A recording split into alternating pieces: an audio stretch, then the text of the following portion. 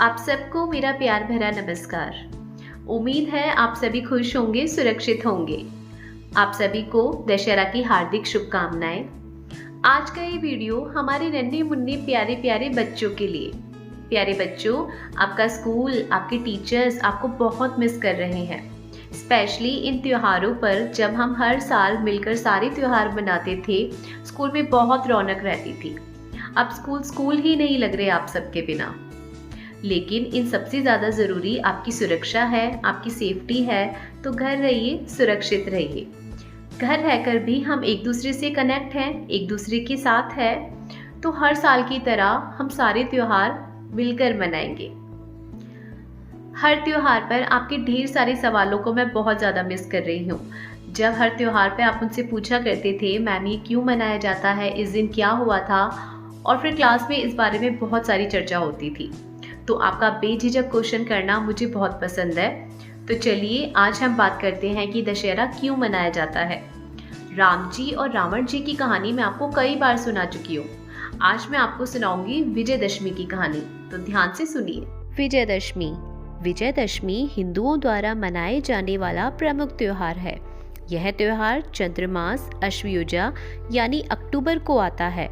इसी को ही विजयदशमी कहते हैं, अर्थात अच्छाई की बुराई पर विजय का दिवस। बहुत समय पहले एक राक्षस था, महिषासुर, जिसका मतलब जंगली भैंसा होता है। बलशाली होने के साथ साथ तीनों लोगों पर राज्य करने की इच्छा थी। अपनी इच्छा को पूरा करने के लिए ब्रह्मा जी की तपस्या करने लगा। कठिन परिश्रम के बाद ब्रह्मा जी आप प्रकट हुए और उसने एक वरदान मांग लिया कि उसको कोई हरा नहीं सकता, कोई मार नहीं सकता और कोई स्त्री उससे लड़ाई में जीत नहीं पाएगी। वरदान मिलने के बाद महिषासुर ने नियंत्रण ही खो दिया और धरती पर प्रलय मचा दिया। अब तो मुझे ब्रह्मा, विष्णु, शिव भी नहीं रोक सकते। फिर एक विकल्प निकाला गया। महिषासुर को पराजित करने का विकल्प एक ही था कि एक स्त्री ही उनको मार सकती है। इसलिए एक बलशाली और शक्तिशाली स्त्री को भेजा गया और उनका नाम था दुर्गा। उसे सारे शस्त्र दिए गए और 2 नहीं 18 हाथों से दुर्गा जी को लड़ने के लिए भेजा गया।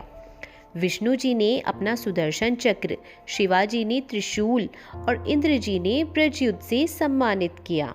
इतने सारे शस्त्रों के साथ दुर्गा जी को शेर की सवारी भी मिली और दुर्गा आ निकली महिषासुर का वध करने।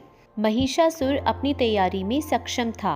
उसने दुर्गा पर सैकड़ों की सेना के साथ वार किया, परंतु दुर्गा ने उसकी सेना को चीर कर रख दिया। 9 दिन की लड़ाई के बाद दुर्गा ने महिषासुर का वध कर दिया। सारे ब्रह्मांड में इस विजय को मनाया गया और यह दिवस विजयदशमी की तरह मनाया जाने लगा। 9 दिन की लड़ाई के कारण विजयदशमी को नवरात्रि भी कहा जाने लगा। विजय की प्राप्ति 10वें दिन हुई थी, तो इसे दशहरा भी कहा जाने लगा। दुर्गा और उनके सारे अवतार और उनके सारे रूपों को भी पूज्य माना जाने लगा। इसीलिए 9 दिन तक हम देवी जी की पूजा करते हैं और सभी लोग व्रत रखते हैं। तो आया आज आपको समझ में? प्यारे बच्चों, हमारे सभी त्योहार हमें कुछ ना कुछ सीख जरूर देते हैं। जैसे ये त्योहार हमें सिखाता है कि बुराई पर हमेशा अच्छाई की जीत होती है। जैसे आपको पता है हमारे अंदर एक राक्षस भी होता है और एक भगवान भी होते हैं।